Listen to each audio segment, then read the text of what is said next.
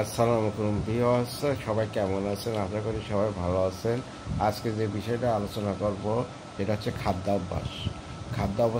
অভ্যাসে প্রতিদিনের খাবারের সাথে একটা করে কলা খাবেন। কলা অনেক উপকার। পাকা কলাও খেতে পারেন, তরকারিও খেতে, কাঁচকলাও খেতে পারেন, তারপরে হচ্ছে ডরা কলাও খেতে পারেন। এগুলো তরকারি হিসাবে, আর পাকা কলা রাখবেন, খাবেন।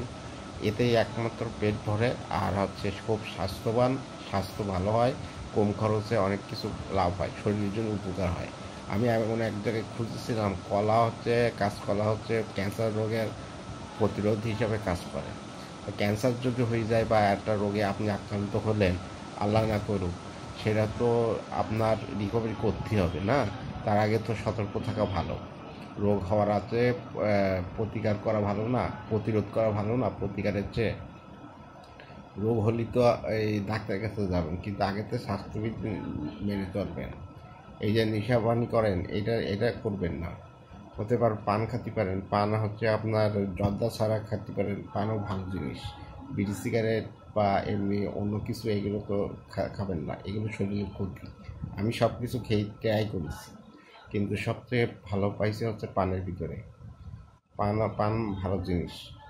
বা আপনি মনে করতেছেন যে আপনার লজ্জা লেগেছে, কর্পোরেট কর্পোরেট জবে পান খালি কে কী বলবে, কিন্তু কর্পোরেটে হচ্ছে চোদন বেশি। আপনি পড়ে থাকবেন, আপনি 3 দিন পড়ে থাকবেন, আপনার কেউ মোবাইল করে খোঁজ নেবে না।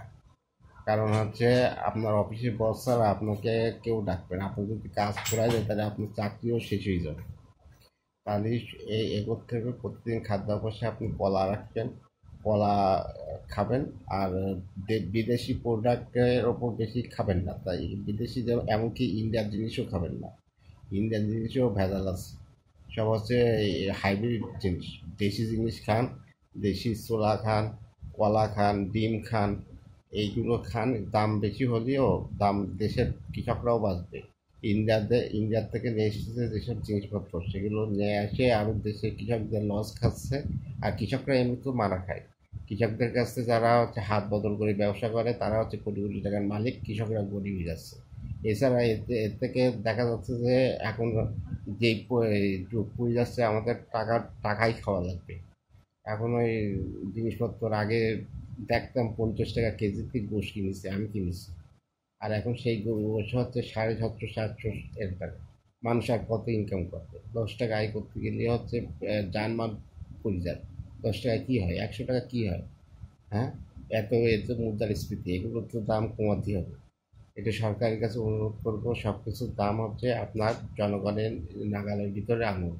নাগালের ভিতর না আনলে আরও কমাতে হবে, একদম পয়সার মধ্যে নিয়ে আসতে হবে, যেন মানুষ 10 টাকা নেয়, 10 টাকা নিয়ে বাজারে গিয়ে পেট ভরি, এই থলি ভরি বাজার নিয়ে আসতে পারে।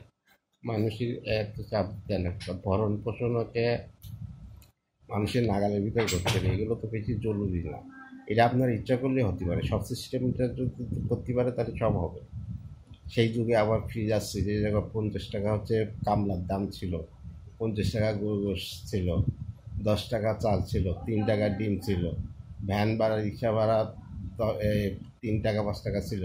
এমনি বাসে বাসে উঠলাম 2 টাকা করে। এই যুগ আমরা আবার চাই। আবার হচ্ছে আমরা তো শায়েস্তা খানের আমলের যুগ চাচ্ছি না।